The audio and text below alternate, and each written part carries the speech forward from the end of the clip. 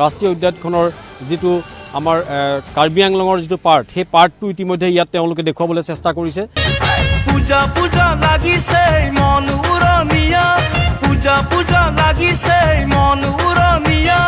লগে ভাগে চাব যাওঁ বোলা সমনীয়া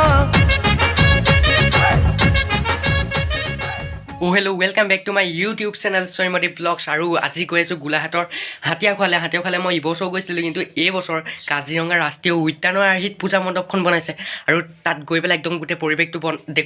দেখুৱাম মানে কেনেকৈ বনাইছে একদম তাত লগ পাই আছোঁ বলক আৰু ফাইনেলি আহি গ'লোঁ সেই পূজা মণ্ডপখনলৈ আৰু এইবছৰ ইয়াত 11 সংখ্যক পূজা পাতিছে আৰু এইফালে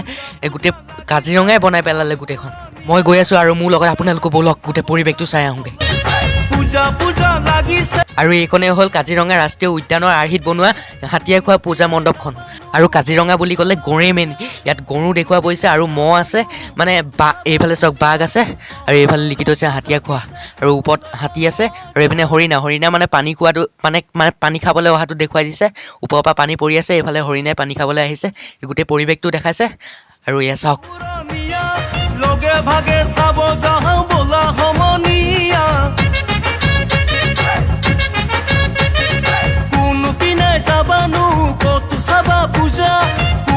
আৰু এতিয়া বলক মণ্ডপটো ভিতৰলৈ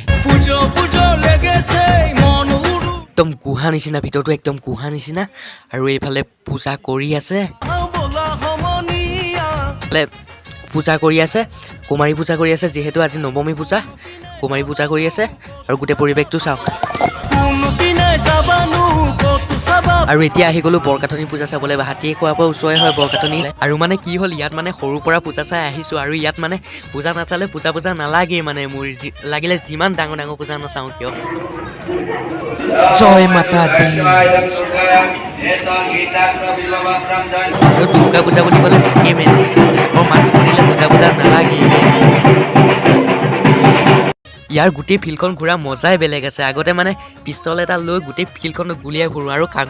কাগজৰ গুলি খোৱা পিষ্টলটো যে থাপ যে ফুটে 20 টকামান আছিল তেতিয়া আৰু এতিয়া কিমান হ'ল নাজানো বাৰু মানে কি ক'ম আৰু থাপ ফুটাই ফুৰোঁ ক'তনো গ'ল সেই দিনবোৰ ধৈ